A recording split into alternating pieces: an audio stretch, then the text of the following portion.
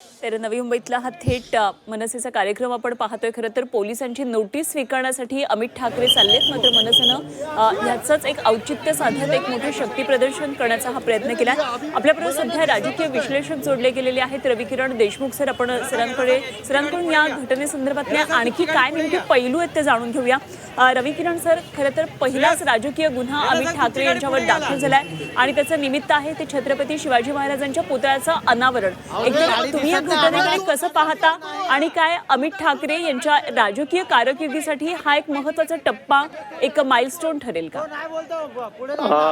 राजकारणामध्ये कुठलाही एक चांगला प्रसंग किंवा कुठलाही एक संवेदनशील विषय हा कुठल्याही राजकीय नेत्यासाठी लॉन्चिंग असो किंवा त्यांच्या राजकारणाला उभारी देण्यासाठी हा सहाय्यभूत ठरतो।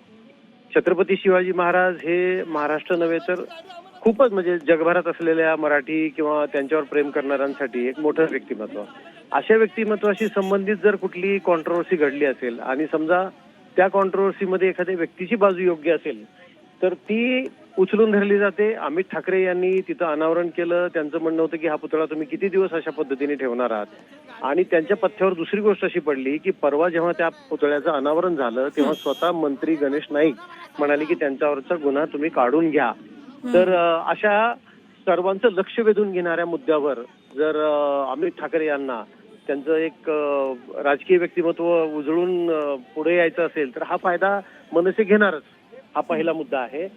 आणि दुसरं म्हणजे ते नोटीस घ्यायला स्वतः जाऊन शिवाजी महाराजांवर प्रेम करणारे त्यांचे जे काही सहकारी असतील किंवा इतर लोक त्यांचंही लक्ष वेधून घेत आहेत ते।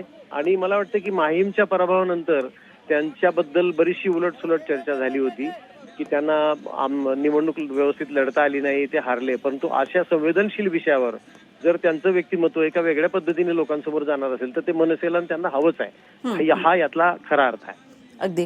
आणि दुसरी महत्त्वाची गोष्ट सर, आत्ता जर आपण अगदी त्यांचं 2च मिनिटांचं भाषण असेल अमित ठाकरेंचं आणि यामध्ये त्यांनी एक त्यांचा पुढचा मुद्दा किंवा भविष्यातला मुद्दा काय असेल जो खरं तर राज ठाकरे यांनी त्यांच्या भाषणामध्ये अनेकदा मांडलेला आहे, तो म्हणजे महाराष्ट्रातल्या आणि छत्रपतींच्या गड किल्ल्यांचं संवर्धन, त्याचं सुशोभीकरण। तर काय नेमकं या संदर्भात आता इथून पुढे त्यांच्या राजकीय कारकिर्दीचा हा एक अजेंडा असू शकतो का? कारण अमित ठाकरेंचं जरी ते विधानसभेला उभे असले तरी एक विशेष असं व्यक्तिमत्व पुढे आलेलं नव्हतं, मात्र येणारा काळ हा त्यांच्या राजकीय कारकिर्दीसाठी अत्यंत महत्त्वाचा आहे। तेव्हा गड किल्ले संवर्धनाचा हा मुद्दा ते घेऊन पुढे जातील असं वाटतंय का? छत्रपती शिवाजी महाराज हे प्रेरणादायी व्यक्तिमत्व आहे। आजही त्यांचे विचार, त्यांच्या ऐतिहासिक कामगिरीविषयी लोकांच्या भावना अतिशय संवेदनशील आहेत। तर अशा वेळेला अमित ठाकरे मला वाटतं ते अतिशय जाणीवपूर्वक त्यांच्याशी संबंधित म्हणजे गड किल्ल्यांचं संवर्धन हा त्यांचे वडील राज ठाकरे यांनी मांडलेला पण मुद्दा आहे की खऱ्या अर्थाने जर महाराजांचं स्मारक काय असेल तर त्यांनी उभारलेले गड किल्ले आहेत, जो वास्तुशास्त्र कलेचा पण एक स्थापत्य कलेचा पण एक खूप नमुना म्हणून ओळखला जातो, आदर्श नमुना। तर अशा वेळेला अमित ठाकरे या मुद्द्याला हात घालून ते लोकांच्या समोर येण्यासाठी एक चांगला लॉन्चिंग पॅड म्हणून उपयोग करतायत ह्या गोष्टीचा। आणि कुठलाही राजकारणी अशा संधीचा फायदा घेणारच। त्यामुळे अमित ठाकरे अगदी योग्य वेळी या संधीचा फायदा घेत आहेत असा त्याचा अर्थ काढता येईल। अगदी। रविकिरण सर, एका खूप मोठ्या आणि महत्त्वाच्या प्रश्नाकडे मी तुम्हाला नेते। खरं तर पुण्यातलं मुंढव्यातलं जमीन गैरव्यवहार प्रकरण जे झी24 तासनं उघडकीला आणलं त्यामध्ये एक मोठ्या व्यक्तीचं नाव आलं, ते म्हणजे उपमुख्यमंत्री अजित पवार यांचे चिरंजीव पार्थ पवार। एका बाजूला पहिल्यांदा अशा प्रकारे केस दाखल होते पार्थ पवार यांच्यावर आणि त्याचबरोबर दुसऱ्या बाजूला अमित ठाकरे जे छत्रपती शिवाजी महाराजांच्या पुतळ्याचं अनावरण करण्यासाठी खरं तर याचा त्यांच्यावर हा गुन्हा दाखल झालाय आणि याचाच उल्लेख शर्मिला ठाकरे यांनी त्यांची प्रतिक्रिया देताना केला होता। तुम्ही याकडे कसं पाहता? दोन व्यक्तिमत्वाची तुलना करताना अतिशय सोपं आहे विश्लेषण करणं। एक म्हणजे पार्थ पवार यांचं पॉलिटिकल लॉन्चिंग जे मावळलाही फसलं होतं, त्यावेळी स्वतः शरद पवार अनुकूल नव्हते अशी चर्चा झाली, त्यावरही बरेच महाराष्ट्रामध्ये प्रतिक्रिया आल्या होत्या, ते फसलं। आता दुसऱ्यांदा ते प्रयत्न करत होते काही ना काही करण्याचा, तर हे पुण्याचं प्रकरण आलं। खरं पाहता महाराष्ट्रामध्ये जी हुशार राजकीय घराणी आहेत त्यामध्ये बाळासाहेब ठाकरे सुद्धा अत्यंत चाणाक्ष राजकीय व्यक्तिमत्व होतं, तो स्वतंत्र चर्चेचा विषय आहे। दुसरी गोष्ट शरद पवार महाराष्ट्राच्या राजकारणामध्ये कुठल्या वेळी काय करावं हे त्यांच्याकडनं शिकण्यासारखं आहे। भलेही त्यांच्याबद्दल अनेक प्रवाद असतील, हा भाग निराळा। दुसरी गोष्ट त्यांच्याच पावलावर पाऊल टाकून अजित पवार राजकारण करू पाहत होते, त्यांच्या काही गोष्टी चुकत गेल्या वरचेवर, ते तर आता दिसतच आहे। परंतु पार्थ पवार यांना ती योग्य ती संधी अजूनही मिळालेली नाही आणि ते एका बाजूला कॉन्ट्रोवर्सीत अडकत गेले. दुसऱ्या बाजूला राज ठाकरे आजही जेव्हा जेव्हा बोलतात, एखाद्या विषयाला हात घालतात, तेव्हा लोकांचं लक्ष वेधलं जातं. अशा वेळेला अमित ठाकरे यांच्या राजकारणातलं पदार्पण फसलं की काय असं माहीमच्या वेळी बोललं गेलं. होय. परंतु मला वाटतं त्यातनं ते आता सावरले आहेत. मनसेची धुरा आपल्याला पुढे व्हायची आहे, त्यामुळे एका योग्य मुद्द्याच्या ते शोधात होते. जसा राज ठाकरे यांनी मराठीचा मुद्दा शोधला आणि महाराष्ट्राचं लक्ष वेधून घेतलं, तसं आता छत्रपती शिवाजी महाराज यांच्याबद्दलचा मुद्दा घेऊन अमित ठाकरे मला वाटतं नव्याने सुरुवात करतायत. अगदी अगदी अगदी रविकिरण सर, आणि सगळ्यात पहिली गोष्ट जसं तुम्ही म्हटलात की खरं तर छत्रपती शिवाजी महाराज हे सगळ्यांसाठीच प्रेरणादायी आहे. अगदी 7 समुद्रापार जो मराठी माणूस गेलाय त्यांच्यासाठी सुद्धा अत्यंत प्रेरक व्यक्ती आहे. आणि छत्रपतींचं नाव हे खरं तर राजकारणामध्ये वेगवेगळ्या अँगलनं अनेकदा वापरलं जातं. मात्र राजकारणाच्या दृष्टीनं हा मुद्दा खूप संवेदनशील असताना अमित ठाकरेंना आता हा मुद्दा मिळालाय. पण केवळ नवी मुंबई पुरतीच आता हे आंदोलन सीमित न ठेवता किंवा हे सगळा प्रकार सीमित न ठेवता संपूर्ण महाराष्ट्रभर याचा प्रचार त्यांच्या राजकीय कारकिर्दीच्या दृष्टीनं मनसे कसा करेल का, काय वाटतं नेमकं हे कसं पुढे जाईल सगळं?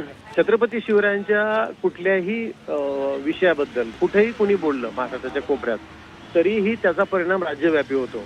आज मनसे शिवसेनेसोबत जाऊन स्वतःची एक वेगळी ओळख तयार करू इच्छितं, त्याच वेळेला अमित ठाकरे हा विषय घेऊन लोकांपुढे येऊ इच्छित आहेत.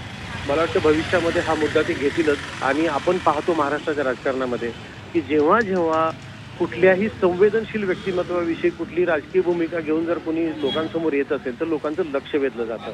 म्हणून हे आयकॉनिक ज्याला आपण म्हणतो व्यक्तिमत्व आहेत, छत्रपती शिवराय असतील किंवा दुसरी महत्वाची व्यक्तिमत्व आहेत, महात्मा फुले असतील, डॉक्टर बाबासाहेब आंबेडकर असतील, तर अशा वेळेला त्या विचारांशी आम्ही जवळीक साधतोय आणि आम्ही त्यांच्या विचारांना पुढे नेऊ इच्छितोय.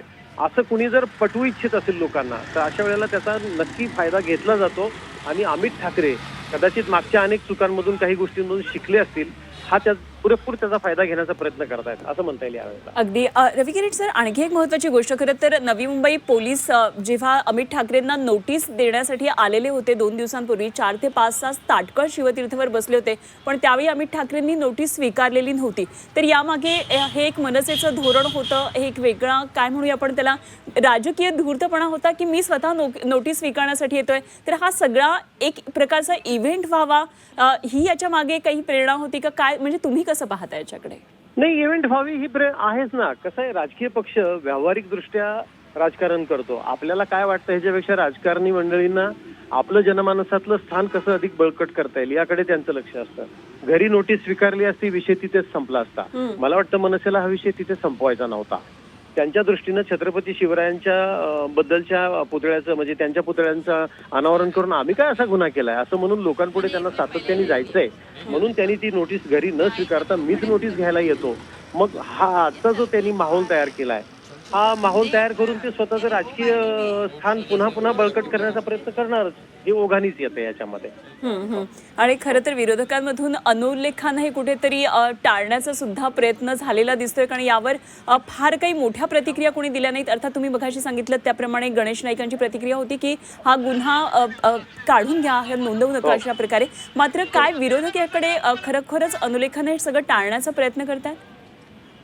विरोधी पक्षाचे लोक फार हुशार असतात. त्यांना कधी कुठे कसं प्रतिक्रिया द्यावी व्यवस्थित कळतं आणि कुणाबद्दल द्यावी हेही कळतं.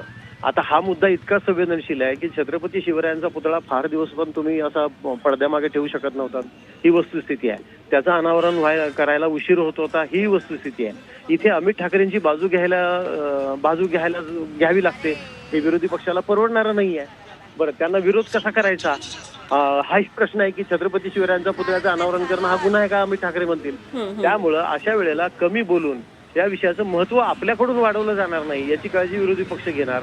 म्हणूनच त्यांचे नेते ह्या मुद्द्यावर बोलायला तयार नसतील असं वाटतं मला. अगदी खरं तर या घटनेमधून अनेक पक्षी राज ठाकरेंनी किंवा मनसेनं मारलेले आहेत असं म्हणायला हरकत नाही. एकतर एका अशा घटनेविषयी एक संवेदनशील मुद्द्यावर पहिला राजकीय गुन्हा दाखल होणार आणि त्या दृष्टीनं आता ही सगळी प्रसिद्धी एनकॅश करणं हे सुद्धा खरं तर गरजेचं आहे अमित ठाकरे यांच्या राजकीय कारकिर्दीसाठी. त्या सगळं कसं पुढे जाते आपल्याला बघायचंय. रविकिरण सर, खूप खूप धन्यवाद केलेल्या सगळ्या विश्लेषणाबद्दल.